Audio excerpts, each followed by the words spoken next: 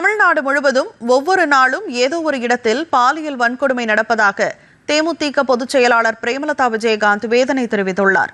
விருத்தாச்சலம் பகுதியில் உள்ள மருத்துவமனை மேம்பாலம், சாலை வசதி உள்ளிட்ட பணிகளை அத்தொகுதி எம்எல்ஏவான பிரேமலதா ஆய்வு செய்தார்.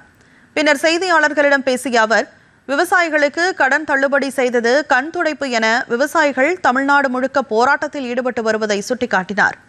அவர்கள் தீவிரவாதிகளோ குற்றவாளிகளோ கிடையாது என்ற பிரேமலதா, கொடுத்த வாக்குறுதிகளை நிறைவேற்றுங்கள் என தான் சொல்லி வருகிறார்கள் என்றும், விவசாயிகளை கைது செய்வது கண்டிக்கத்தக்கது என்றும் தெரிவித்தார்.